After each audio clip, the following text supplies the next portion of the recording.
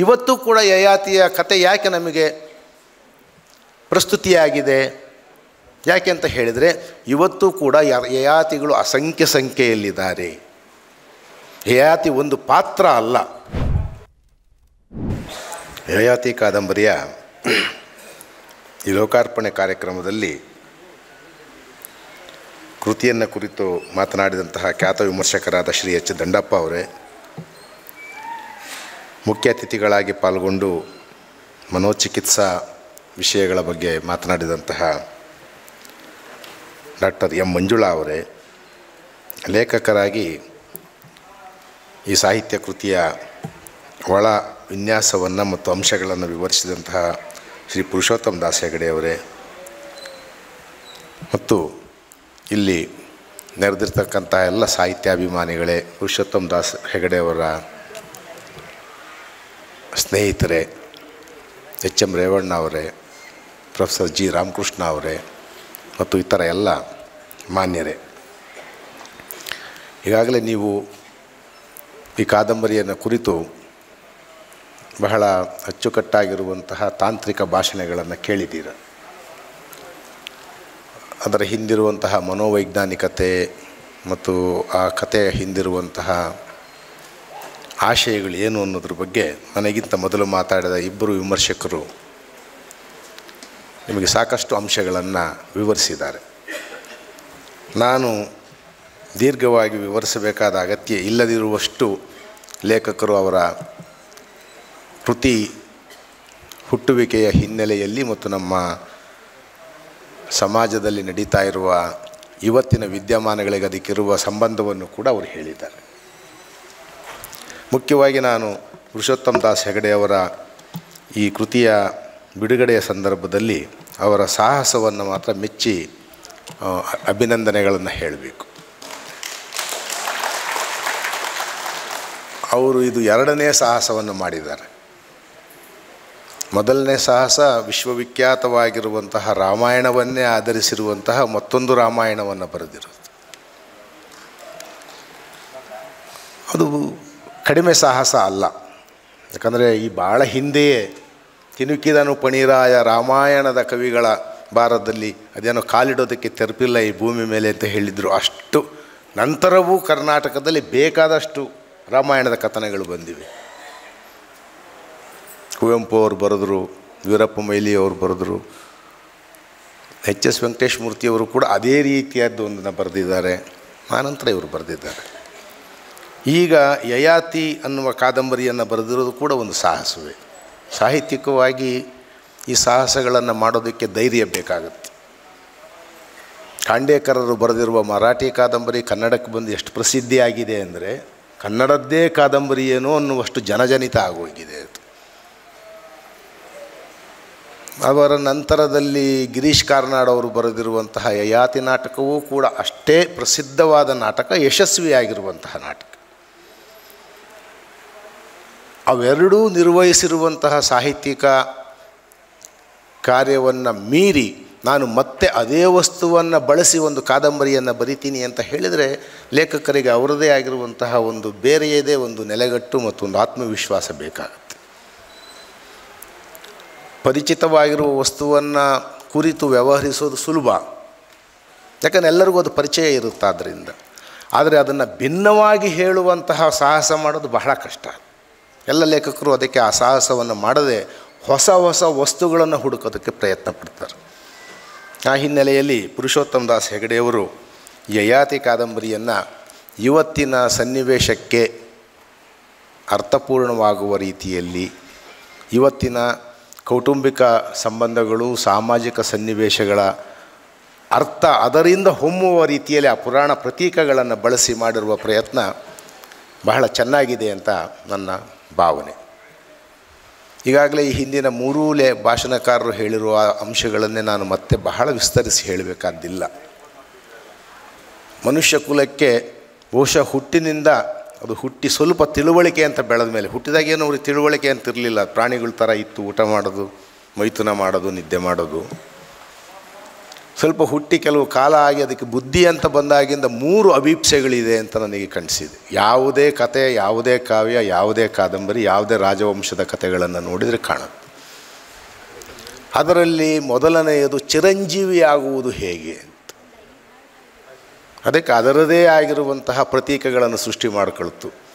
ಆಂಜನೇಯ ಚಿರಂಜೀವಿ, ಅಶ್ವತ್ಥಾಮ ಚಿರಂಜೀವಿ, ಆ ರೀತಿ ಚಿರಂಜೀವಿ ಪಾತ್ರಗಳನ್ನು, ಪ್ರತೀಕಗಳನ್ನು ಸೃಷ್ಟಿ ಮಾಡಿಕೊಳ್ತು. ಮನುಷ್ಯ ಸಾಯದೇ ಬದುಕಬೇಕು ಅನ್ನೋದು ಒಂದು ಆಸೆ. ಅದಕ್ಕೋಸ್ಕರವಾಗಿ ವಿಪರೀತವಾಗಿ ಪ್ರಯೋಗಗಳನ್ನು ಮಾಡಿದರು. ನಮ್ಮ ಯೋಗಶಾಸ್ತ್ರ ಹುಟ್ಟಿದ್ದು ಕೂಡ ದೇಹವನ್ನು ವಜ್ರ ಮಾಡ್ಕೊಳ್ಳೋದು ಹೆಂಗೆ ಅಂತ, ಅದು ಲಯ ಆಗದೇ ಇರುವ ರೀತಿಯಲ್ಲಿ ಕಾಪಾಡಿಕೊಳ್ಳೋದು ಹೆಂಗೆ ಅಂತ. ಅದಕ್ಕೆ ನಾಥರಲ್ಲಿ ಮತ್ತು ಸಿದ್ಧರಲ್ಲಿ ಕಾಯಸಿದ್ಧಿ ಅನ್ನುವ ಒಂದು ಇದೇ ಇದೆ, ಒಂದು ವಿಧಾನವೇ ಇದೆ. ಕಾಯಸಿದ್ಧಿ ನಮಗೆ ಗೊತ್ತಿರೋ ಪ್ರಕಾರ ಗೋರಕ್ಷರಾಕನ ದೇಹ ವಜ್ರಕಾಯ ಆಗೋಗಿತ್ತಂತ. ಅವನು ಕಾಯಸಿದ್ಧಿಯನ್ನು ಪಡೆದಿದ್ದರಿಂದ ಅವನಿಗೆ ಯಾವುದೇ ಲೋಹದಿಂದ ಹೊಡೆದರೂ ಕೂಡ ಗೋರಕ್ಷನಾಥನಿಗೆ ಲೋಹ ಬಡಿದ್ರೆ ಏನು ಸದ್ದು ಬರ್ತಿತ್ತೋ ಆ ಸದ್ದು ಬರ್ತಿತ್ತು ಅಂತ ಹೇಳಿ, ಅದು ಒಂದು ರೀತಿಯ ಸಿದ್ಧಿ. ಇನ್ನೊಂದು ಸಿದ್ಧಿ ಅಲ್ಲಮಪ್ರಭು ಮಾಡ್ಕೊಂಡಿದ್ದ ಅಂತ ಪ್ರತೀತಿ, ಅದು ಅವನು ವಾಯುಕಾಯ ಅಂತ. ಯಾವುದೇ ವಸ್ತು ಪ್ರವೇಶಿಸಿದರೂ ಅವನ ದೇಹದಿಂದ ಸುಮ್ಮನೆ ಹಾದೋಗುತ್ತೆ, ಅವನನ್ನು ಏನೂ ಮಾಡಲ್ಲ. ಈ ಚಿರಂಜೀವಿತ್ವ, ಈ ವಜ್ರಕಾಯ ಆಗುವುದು, ಲಯಿಸದೇ ಇರುವಂತಹ ಒಂದು ದೇಹವನ್ನು ಪಡೆಯುವುದು, ಸಾಯದೇ ಇರುವಂಥದ್ದು ದುರ್ಯೋಧನನಿಗೂ ಬರುತ್ತೆ. ಯಾವುದೋ ಋಷಿಯ ವರದಿಂದ ಗಾಂಧಾರಿ ಅವನ ದೇಹವನ್ನು ಸವರ್ತಾ ಹೋಗಿ ಅದರಿಂದಾಗಿ ಇಡೀ ದೇಹ ಎಲ್ಲಿ ಹೊಡೆದ್ರೂ ಸಾಯೋದಿಲ್ಲ. ಅವನು ಯುದ್ಧದಲ್ಲಿ ಅವನು ಯಾವ ಭಾಗಕ್ಕೆ ಹೊಡಿಬೇಕು, ಕಡೆಗೆ ಆ ತೊಡೆಯ ಸಂದಿಗೆ ಹೊಡಿಬೇಕು. ಯಾಕಂದರೆ ಅವನು ಅವರ ತಾಯಿ ಅದನ್ನು ಸ್ಪರ್ಶಿಸೋದಕ್ಕೆ ಬಂದಾಗ ನಾಚಿಕೆಯಿಂದ ದುರ್ಯೋಧನ ಹಿಂದೆ ಸರಿದು ಬಿಟ್ಟಿರ್ತಾನೆ. ಆ ಭಾಗ ಮಾತ್ರ ಉಳಿದಿರುತ್ತೆ ಸಾಯೋದಕ್ಕೆ ಅವಕಾಶ ಕಲ್ಪಿಸೋ ರೀತಿಯಲ್ಲಿ. ಈ ರೀತಿಯಾಗಿರುವ ಕಥೆಗಳಿದೆ. ಎರಡನೆಯದು ಈ ಚಿರಯೌವನಿಗರಾಗೋದು ಅನ್ನುವಂಥದ್ದು. ಚಿರಯೌವನಿಗರಾಗುವುದು ಅನ್ನೋದು ಕೂಡ ಬಹಳ ಹಳೆಯ ಅಭೀಪ್ಸೆ ಅಂತ ಕಾಣುತ್ತೆ.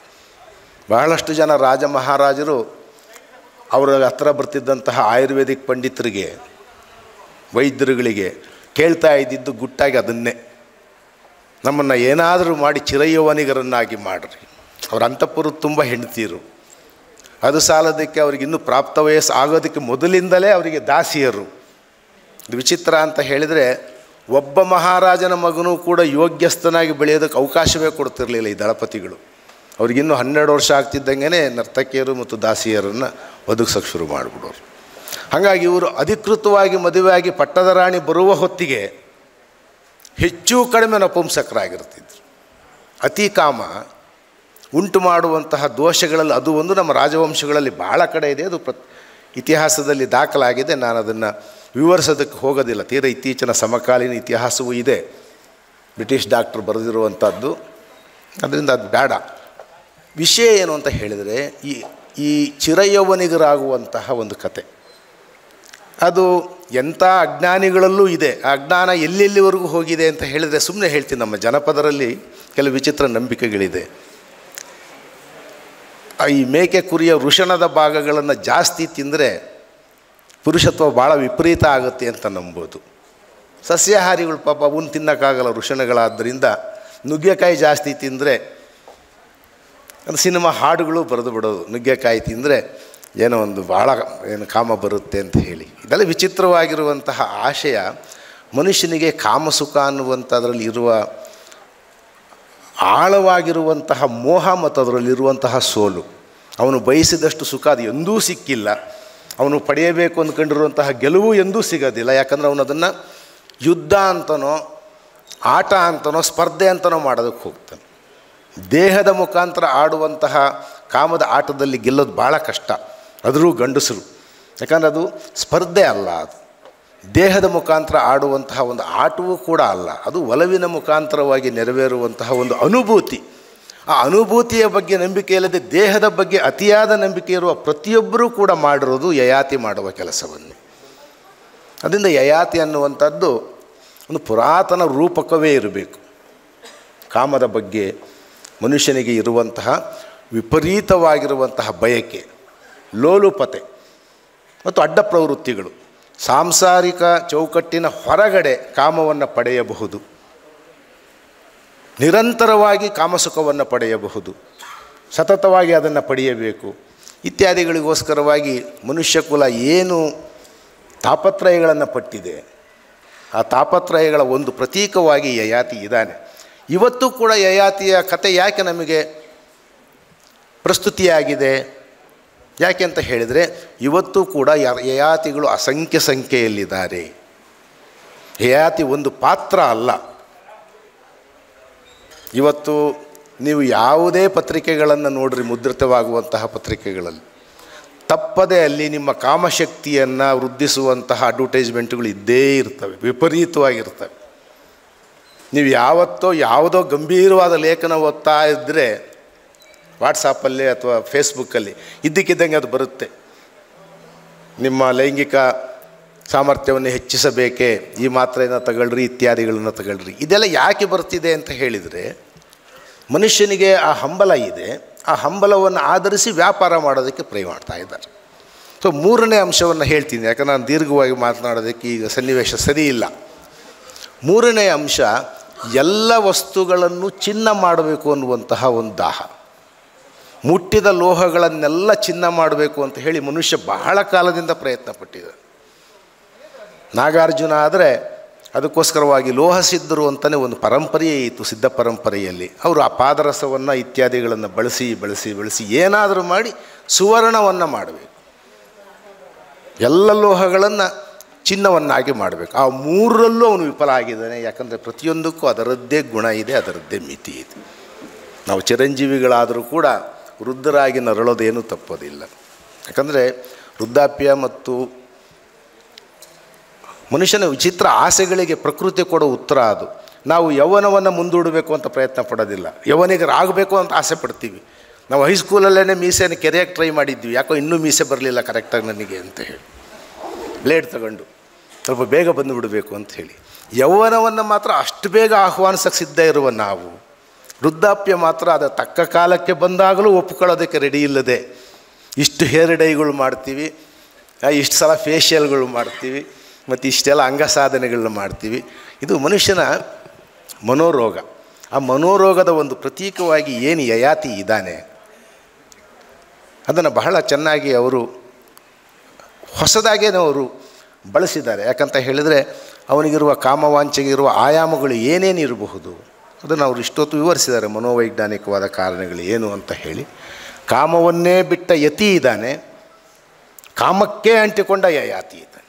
ನೋಡಿ, ಅವೆರಡೂ ಕೂಡ ವೈದೃಶ್ಯಗಳನ್ನು ಒಂದು ಕೃತಿಯಲ್ಲಿ ಪುರಾಣದಲ್ಲಿ ಹೆಂಗೆ ತಂದಿದ್ದಾರೆ, ಅದನ್ನು ಇವರು ಕೂಡ ಆಯ್ಕೆ ಮಾಡಿ ತಂದಿರುವ ವಿಧಾನವೂ ಕೂಡ ಚೆನ್ನಾಗಿದೆ. ಅವನಿಗೆ ಕಾಮವೇ ಬೇಡ, ಇವನಿಗೆ ಕಾಮವೇ ಸದಾ. ಅವೆರಡನ್ನು ಬಗೆಹರಿಸುವ ವಿಧಾನದಲ್ಲಿ ಕಡೆಗೂ ಕಾಮವನ್ನು ಮೀರಿರುವ ಯತಿಯೇ ಲೌಕಿಕ ಸುಖದಲ್ಲಿರುವಂತಹ ವಿಫಲತೆಯನ್ನು ತನ್ನ ತಮ್ಮನಾದ ಯಯಾತಿಗೆ ವಿವರಿಸೋದರೊಂದಿಗೆ ಕಾದಂಬರಿ ಮುಂದುವರಿಯುತ್ತೆ. ಇದು ನಷ್ಟ ಮಾಡುವಂತಹ ದಾರಿ. ಅದು ಒಂದು ಅಂಶ.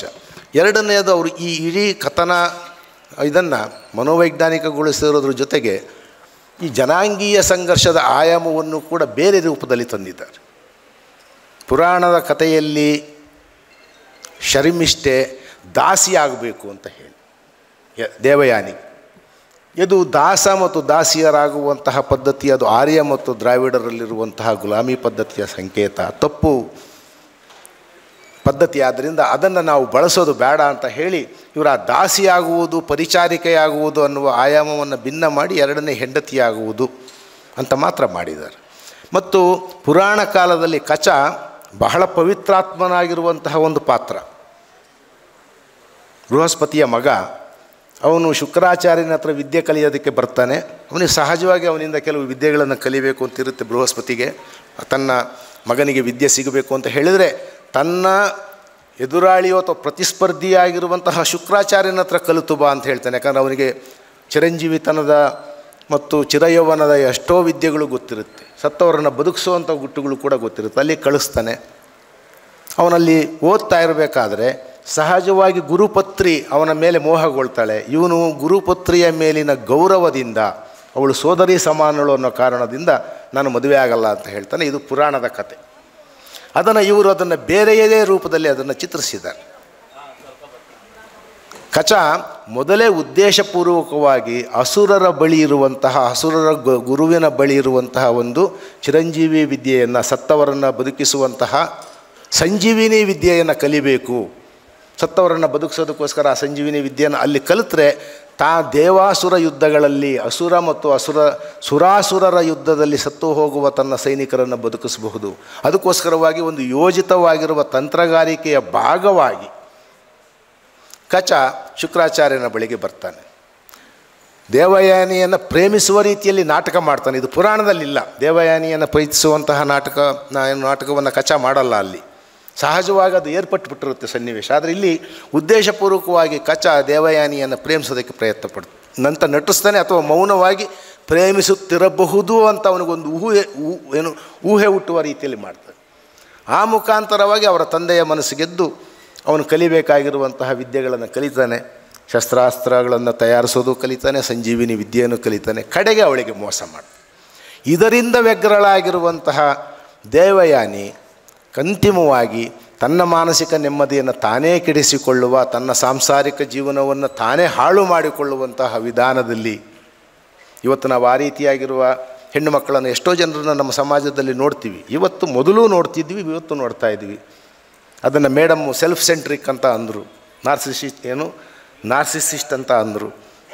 ಬಹಳ ಸ್ವಕೇಂದ್ರಿತವಾಗಿರುವಂತಹ ಮನಸ್ಥಿತಿ. ಅವರಿಗೆ ಬೇರೆ ಯಾವುದೂ ಲೆಕ್ಕ ಅಲ್ಲ, ಕುಟುಂಬವೂ ಲೆಕ್ಕ ಅಲ್ಲ, ಬಂಧು ಬಾಂಧವರು ಲೆಕ್ಕ ಅಲ್ಲ. ತಾನು ತನ್ನ ಸುಖ, ತನ್ನ ಮೇಲ್ಮೆ, ತಾನು ಎಲ್ಲದಕ್ಕಿಂತ ಜಾಸ್ತಿ, ತನಗೆ ಶ್ರೇಷ್ಠಳು ಅನ್ನುವಂತಹ ಕಲ್ಪನೆಯೇ ಅವಳನ್ನು ಹೆಂಗೆ ಹಾಳು ಮಾಡುತ್ತೆ ಅಂತ ಹೇಳಿದರೆ, ಅವಳ ಆಪ್ತ ಸಖಿಯಾಗಿರುವ ಶರ್ಮಿಷ್ಠೆಯನ್ನು ತನ್ನ ಪರಿಚಾರಿಕೆ ಮಾಡಬೇಕು, ಅವಳಿಗೆ ಕಾಮಸುಖ ಇಲ್ಲದೇ ಆಗಬೇಕು, ಯಯಾತಿಗೆ ಮದುವೆ ಆಗಬೇಕು ಅಂತ ಇದ್ದಂತಹ ಅವಕಾಶಗಳನ್ನು ಯಯಾತಿ ಶರ್ಮಿಷ್ಠೆಯ ಜೊತೆಗೆ ಕೂಡಲೇಬಾರದು ಅನ್ನುವಂತಹ ನಿಬಂಧನೆಗಳ ಜೊತೆಗೆ ಅವಳನ್ನು ಹಾಳು ಮಾಡೋದಕ್ಕೆ ಪ್ರಯತ್ನ ಪಡ್ತಾಳೆ. ಹಾಳು ಮಾಡೋದಕ್ಕೆ ಪ್ರಯತ್ನ ಪಟ್ಟ ಮೇಲೆ ಆಗುವಂತಹ ಪರಿಸ್ಥಿತಿಯೇ ಪರಿಣಾಮವೇ ಉಂಟಾಗುತ್ತೆ. ಇವಳು ತನ್ನ ಗಂಡನ ಜೊತೆಗೆ ಕೂಡಬೇಕಾದರೂ ಕೂಡ ಅದು ಸಮರಸದ ದಾಂಪತ್ಯ ಅಲ್ಲ. ಎಲ್ಲಿ ಸಮರಸದ ದಾಂಪತ್ಯ ಇಲ್ಲ, ಹೆಣ್ಣು ಗಂಡು ಒಲಿದು ಕೂಡುವುದಿಲ್ಲ, ಶ್ರೇಷ್ಠತೆಯಲ್ಲೋ ಅಥವಾ ಕೀಳರಿಮೆಯಲ್ಲೋ ಎಲ್ಲಿ ನರಳುತ್ತಾರೆ ಅಂಥ ಕಡೆ ಸಂಸಾರಗಳು ಒಡೆದು ಹೋಗುತ್ತೆ. ಅದನ್ನು ಆಧುನಿಕ ಸಮಾಜದಲ್ಲಿ ನಾವು ಮತ್ತೆ ನೋಡ್ತಾ ಇದ್ದೀವಿ. ಸಮರಸದ ಸಂಬಂಧದಲ್ಲಿ ಗಂಡಿಗೂ ಹೆಣ್ಣಿಗೂ ಪರಸ್ಪರ ಗೌರವ ಮತ್ತು ವಿಶ್ವಾಸ ಬಹಳ ಮುಖ್ಯವಾಗಿರುವಂಥದ್ದು. ಪ್ರೇಮ ಆಕರ್ಷಣೆಯಿಂದ ಹುಟ್ಟಬಹುದು, ಬೆಳೆಯೋದು ಮಾತ್ರ ಗೌರವ ಮತ್ತು ವಿಶ್ವಾಸಗಳಿಂದ, ಮಮಕಾರಗಳಿಂದ. ಆಕರ್ಷಣೆಯಿಂದ ಹುಟ್ಟಿರುವಂತಹ ಪ್ರೇಮ ಬಹಳ ಬೇಗನೆ ನಾಶ ಆಗಿ ಹೋಗ್ಬೋದು. ದಂಪತಿಗಳ ನಡುವೆ ಇರುವ ಪರಸ್ಪರ ಗೌರವ, ವಿಶ್ವಾಸ, ಆರೈಕೆಯ ಭಾವನೆ ಮಾತ್ರ ಅದು ಶಾಶ್ವತವಾದ ಪ್ರೇಮವಾಗಿ ಮಾಗ್ತಾ ಪ್ರೌಢವಾಗ್ತಾ ಹೋಗುತ್ತೆ. ಅದು 100 ಕಾಲ ಚಿರಶಾಂತಿಯನ್ನು ಕೊಡುತ್ತೆ. ಆದರೆ ನಮ್ಮ ಸಂಸಾರಿಕ ಜೀವನದಲ್ಲಿ ನಮ್ಮ ತರುಣ ಜನಾಂಗ, ನಮ್ಮ ಗಂಡು ಜನಾಂಗ ಭಾವಿಸೋದೇನೆಂದರೆ ಆಕರ್ಷಣೆಯೇ ಮುಖ್ಯವಾದದ್ದು. ಆಕರ್ಷಣೆಯೇ ಮೊದಲು ಮತ್ತು ಆಕರ್ಷಣೆಯೇ ಕೊನೆ. ಹೆಣ್ಣು ಜನಾಂಗ ಕೂಡ ತನ್ನ ಶ್ರೇಷ್ಠತೆಯನ್ನು, ತನ್ನ ಗಂಡನ ಮೇಲೆ ತನಗಿರುವ ಹಿಡಿತವನ್ನು ಸಾಧಿಸಬೇಕು ಅನ್ನುವಂಥ ಒಂದು ಹಠ ತೊಟ್ಟಿರೋದ್ರಿಂದ ಇವತ್ತಿನ ಸಾಂಸಾರಿಕ ಸಂಬಂಧಗಳಲ್ಲಿ ಬಹಳ ಬೇಗ ಬಿರುಕುಗಳು ಉಂಟಾಗ್ತಾ ಇದ್ದಾವೆ. ಅಲ್ಲಿ ಒಲುಮೆಗಿಂತ ಜಾಸ್ತಿ ಸಂಘರ್ಷವೇ ಉಂಟಾಗುತ್ತೆ. ಯಾಕಂದರೆ ಅವರು ಒಬ್ಬರನ್ನೊಬ್ಬರು ಮೆಚ್ಚಿದ್ದೀವಿ ಅನ್ನುವಂಥದ್ದು ಲೌಕಿಕವಾಗಿರುವ ವಿಷಯಗಳನ್ನು ಮಾತ್ರ ಮೆಚ್ಚಿರ್ತಾರೆ. ಅವನಿಗೆ ಎಷ್ಟು ಹಣ ಬರ್ತಾ ಇದೆ, ಅವನೆಷ್ಟು ಓದ್ತಾ ಇದ್ದಾನೆ, ಯಾವ ಬ್ರ್ಯಾಂಡ್ ಕಾರ್ ಇಟ್ಕೊಂಡಿದ್ದಾನೆ, ಅವ್ರ ಮನೆ ಕಡೆ ಎಷ್ಟು ಆಸ್ತಿ ಇದೆ, ಇಂಥವನ್ನು ನೋಡಿ ಇವಳು ಮೂಗು ಎಷ್ಟು ಉದ್ದ ಇದೆ, ಕೂದಲು ಎಷ್ಟು ಚೆನ್ನಾಗಿ ಹಾರಾಡ್ತಾ ಇದೆ, ಯಾವ ಸಿನಿಮಾ ನಟಿ ಥರ ಇದ್ದಾಳಿವಳು, ಬಣ್ಣದ ಹೊಳಪು ಯಾವ ಥರ ಇದೆ, ಇದನ್ನು ನೋಡಿ ನಾವು ಮೆಚ್ಚಿದ್ದೀವಿ ಅಂತ ಭ್ರಮಿಸಿ ಪರಸ್ಪರ ಮದುವೆ ಆಗ್ತಾರೆ. ಆನಂತರ ಮೇಕಪ್ ಕಳೆದ ಮೇಲೆ ಗೊತ್ತಿದೆಯಲ್ಲ ನೇಪಥ್ಯದಲ್ಲಿ ಹೆಂಗಿರ್ತೀವಿ ನಾವೆಲ್ಲ ನಟರು ಅಂತ. ಅದು ಸಂಭವಿಸುತ್ತೆ. ಸಾಂಸಾರಿಕ ನಾಟಕದಲ್ಲೂ ಅದೇ ಸಂಭವಿಸಿ ಈ ಕ್ಷಣಿಕ ಆಕರ್ಷಣೆಯಿಂದ ಹುಟ್ಟುವಂಥದ್ದು ಮತ್ತು ಕಾಮದ ಆಕರ್ಷಣೆಯಿಂದ ಹುಟ್ಟುವಂತಹ ಪರಸ್ಪರ ಅನುಬಂಧ ಭಾಳ ದಿನ ಉಳಿಯೋದಿಲ್ಲ. ಯಾಕಂದರೆ ಕಾಮ ಅನ್ನೋದು ವಿಚಿತ್ರವಾಗಿ ಚೂಯಿಂಗಮ್ ಥರ. ಅದು ಮೊದಲು ಭಾಳ ಸ್ವೀಟಾಗಿರುತ್ತೆ ಜಗಿಬೇಕಾದ್ರೆ, ಆಮೇಲೆ ಜಗಿಯೋದಿರುತ್ತೆ, ಸ್ವೀಟ್ ಏನೂ ಇರೋದಿಲ್ಲ. ಅದಕ್ಕೋಸ್ಕರವಾಗಿ ಭಾಳ ಪ್ರಾಬ್ಲಮ್ ಆಗಿರುವಂಥ ಸಿಚುವೇಷನ್ಗಳು ಸೃಷ್ಟಿಯಾಗಿ ಅದಕ್ಕೆ ಈ ಔಷಧಿಗಳನ್ನು ಹುಡ್ಕೊಂಡು ಹೋಗೋದೆಲ್ಲ, ಹಳಲೆಕಾಯಿ ಪಂಡಿತರನ್ನೆಲ್ಲ ಹುಡುಕೋದು. ಅದನ್ನು ಭಾಳ ಚೆನ್ನಾಗಿ ಅವರು ಇಲ್ಲಿ ತಂದಿದ್ದಾರೆ. ಮತ್ತು ಅದಕ್ಕೊಂದು ಜನಾಂಗೀಯ ಸ್ವರೂಪವನ್ನೇ ಬೇರೆ ಮಾಡಿದಾರಲ್ಲ. ಸುರ ಅಸುರರ ನಡುವಿನ ಯುದ್ಧದಲ್ಲಿ ತಂತ್ರಗಾರಿಕೆಯಿಂದ ಬದುಕುವ, ತಂತ್ರಗಾರಿಕೆಯನ್ನು ಮಾಡಿ ವಿದ್ಯೆಯನ್ನು ಕದಿಯೋದಕ್ಕೆ ಬಂದಂತಹ ಕಚ ಮಾಡಿದ ಘೋರ ಪರಿಣಾಮದಿಂದ ಹಲವರ ಜೀವನ ಹಾಳಾಯಿತು. ಮತ್ತು ಕಡೆಗೂ ಕಚನ ಉದ್ದೇಶವೂ ಏನು ಈಡೇರಲಿಲ್ಲ. ಯಾಕಂದರೆ ಅವನು ಶಾಪಗ್ರಸ್ತ, ಕದ್ದ ವಿದ್ಯೆ ಮೋಸದಿಂದ ಕದ್ದಿದ್ದ. ಆದ್ದರಿಂದ ಅವನು ಸುರರ ಸೈನ್ಯಕ್ಕೆ ಎಷ್ಟು ಸಹಾಯ ಮಾಡಿದನೋ ಗೊತ್ತಾಗೋದಿಲ್ಲ. ಈ ಥರದ ಹಲವು ಅಂಶಗಳನ್ನು ಇವರು ಭಿನ್ನವಾದ ರೀತಿಯಲ್ಲಿ ಈ ಕಾದಂಬರಿಯ ವಸ್ತುವಿನಲ್ಲಿ ನಿಭಾಯಿಸೋದ್ರ ಮುಖಾಂತರವಾಗಿ ಮತ್ತು ಅಂತಿಮವಾಗಿ ಅತಿಕಾಮ ಅನ್ನುವಂಥದ್ದು ಅತಿರೇಕವಾದದ್ದು ಅದು ಮನುಷ್ಯನ ಶ್ರೇಯಸ್ಸಿಗೆ ಒಳ್ಳೆಯದಲ್ಲ ಅನ್ನುವಂತಹ ಒಂದು ಸಂದೇಶವನ್ನು ಕೂಡ ಹೇಳಿಸುವ ರೀತಿಯಲ್ಲಿ ಯತಿಯ ಮಾತಿನಲ್ಲಿ ಭಾಳ ದೀರ್ಘವಾಗಿರುವ ತತ್ವಶಾಸ್ತ್ರೀಯವಾಗಿರುವ ವಿವರಣೆಗಳನ್ನು ಅವರು ತಂದಿದ್ದಾರೆ. ಅವೆಲ್ಲವನ್ನು ಚೆನ್ನಾಗಿ ತಂದಿದ್ದಾರೆ. ಇದ್ರ ಮುಖಾಂತರ ನನಗೆ ಗೊತ್ತಾಗಿದ್ದೇನು ಅಂದರೆ, ಮೂಲತಃ ಅವರು ಇಂಜಿನಿಯರು. ಅವ್ರು ಕೆಲಸ ಮಾಡಬೇಕಾಗಿದ್ದು ಟೇಪು ಮತ್ತು ಸ್ಕೇಲ್ ಹಿಡ್ಕೊಂಡು, ಕ್ಯಾಲ್ಕುಲೇಟರ್ ಹಿಡ್ಕೊಂಡು. ಆದರೆ ಪೆನ್ನು ಮತ್ತು ಹಾಳೆಯನ್ನು ಹಿಡ್ಕೊಂಡು ಪುಸ್ತಕಗಳನ್ನು ಅಧ್ಯಯನ ಮಾಡಿ, ಕಥಾವಸ್ತುಗಳನ್ನು ಅಧ್ಯಯನ ಮಾಡಿ ಬಹಳ ಒಳ್ಳೆಯ ಕೃತಿಗಳನ್ನು ಬರೆಯುವಂತಹ ಅಭಿರುಚಿಯನ್ನು ಬೆಳೆಸ್ಕೊಂಡಿದ್ದಾರೆ. ಆದ್ದರಿಂದ ಇದು ಭಾಳ ಸಂತೋಷದ ವಿಷಯ. ಬೇರೆ ಬೇರೆ ಕ್ಷೇತ್ರದ ವಿದ್ಯಾವಂತರು, ಅವರು ಡಾಕ್ಟರ್ಗಳು ಮತ್ತು ಇಂಜಿನಿಯರ್ಗಳು ಅಥವಾ ಇನ್ನು ಇತರೆ ಯಾವುದಾದ್ರೂ ವಿಜ್ಞಾನ ಕ್ಷೇತ್ರಕ್ಕೆ ಸಂಬಂಧಪಟ್ಟವರು, ಅವರು ಕೃತಿಗಳನ್ನು ಬರೆಯೋದಕ್ಕೆ ಪ್ರಯತ್ನ ಪಟ್ಟರೆ ಅವರ ಕ್ಷೇತ್ರದ ಜ್ಞಾನವೂ ಸೇರಿ ಸಾಹಿತ್ಯ ಮತ್ತಷ್ಟು ಸಬಲಗೊಳ್ಳುತ್ತೆ, ಹೆಚ್ಚು ಸತ್ವಪೂರ್ಣ ಆಗುತ್ತೆ. ಯಾವಾಗಲೂ ಸಾಹಿತ್ಯವನ್ನೇ ಬರೆದು ಸಾಹಿತ್ಯವನ್ನು ಓದಿ ಸಾಹಿತ್ಯವನ್ನು ಬರೆಯೋದ್ರ ಬದಲು ಜೀವನವನ್ನು ಓದಿ ಅಥವಾ ಜೀವನದ ಇತರ ಕ್ಷೇತ್ರಗಳನ್ನು ನೋಡಿ ಅದರ ಮುಖಾಂತರ ಸಾಹಿತ್ಯವನ್ನು ಸೃಷ್ಟಿಸಿದರೆ ಅದಕ್ಕೆ ಅದರದೇ ಆಗಿರುವಂತಹ ಒಂದು ಸತ್ವ ಮತ್ತು ಸಾಮರ್ಥ್ಯ ಇರುತ್ತೆ. ಅದಕ್ಕೆ ಉದಾಹರಣೆಯಾಗಿ ಇವತ್ತು ಮತ್ತೊಂದು ಸಲ ಪುರಾಣ ಕಾಲದಿಂದಲೂ ಪುನರ್ಭವಿಸಿರುವಂತಹ ಯಯಾತಿ ಕಾದಂಬರಿಯ ಕೃತಿ, ಅದರ ವಸ್ತು ಮತ್ತು ಅದರ ಪಾತ್ರಗಳು ನಮ್ಮ ಮುಂದೆ ಇದ್ದಾವೆ. ಅವರು ಈ ರೀತಿಯಾಗಿರುವಂತಹ ಯಶಸ್ವಿ ಕೃತಿಗಳನ್ನು ಮತ್ತಷ್ಟು ಬರೆಯಲಿ, ಮತ್ತಷ್ಟು ಈ ರೀತಿಯಾಗಿರುವ ಸಾಹಿತ್ಯ ಕೃಷಿಯನ್ನು ನಡೆಸಲಿ ಅಂತ ಆಶಿಸಿ ನನ್ನನ್ನು ಅಧ್ಯಕ್ಷತೆಗೆ ಕರೆದು ಮಾತನಾಡೋದಕ್ಕೆ ಅವಕಾಶ ಮಾಡಿಕೊಟ್ಟಿದ್ದಕ್ಕೆ ಅವರಿಗೂ ಮತ್ತು ಈ ಕಾರ್ಯಕ್ರಮದ ಸಂಘಟಕರಿಗೂ ವಂದಿಸಿ ನನ್ನ ಮಾತು ಮುಗಿಸ್ತಾ ಇದ್ದೀನಿ. ನಮಸ್ಕಾರ.